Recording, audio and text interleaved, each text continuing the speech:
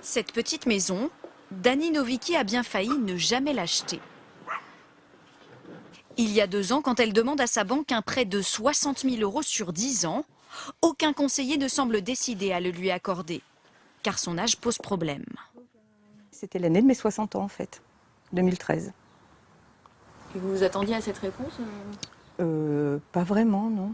Non, parce que je me sentais pas vieille et là, ça me l'a renvoyé comme ça en pleine face. Elle insiste. Son banquier lui propose alors un prêt, mais à une condition, qu'elle prenne une assurance senior qui coûte le double d'une assurance ordinaire. J'obtiens une échéance, assurance comprise, de 1 128,92 € par mois. C'était impossible. Et c'est grâce à Damien Lagache, courtier, qu'elle a pu obtenir un prêt. Aujourd'hui, il rend visite à des clients qui viennent d'emménager. Ce couple de 56 et 61 ans a tenté de contracter un prêt relais pour acheter cette nouvelle maison avant de revendre la leur.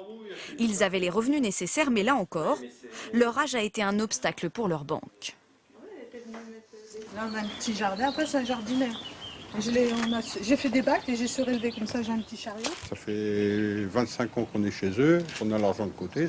C'est pas normal qu'ils refusent des prêts, quoi. Le seul moyen de se faire entendre, engager un professionnel. Ça vous a coûté combien de passer par un courtier? Un courtier, on peut dire la somme. Ah oui, je vous la pose. Ça, 2 000 €, c'est ça? Oui, 2 000 €. 2 000 € pour simplement collecter les documents nécessaires et faire le tour des banques. Avec le même dossier, les mêmes revenus, les Barbarins ont obtenu un prêt juste parce qu'il a été demandé par cet intermédiaire qui a la confiance des banques. C'est comme un avocat qui va défendre vraiment la cause de son client. Donc il y a une espèce de discrimination quand même pour les personnes qui ont plus de 50 ans? Non, ce qu'il faut que vous compreniez, c'est que nous, on voit vraiment des gens qui ne font que ça au niveau des banques. Donc, qui sont attitrés pour faire ça. C'est ce qui fait la différence. Et ce sont des personnes qui ne verront jamais, de toute façon. Contraints par ces nombreux obstacles, la plupart des seniors souscrivent donc de plus petits prêts, de 60 000 € en moyenne, et sur une durée de 7 ans.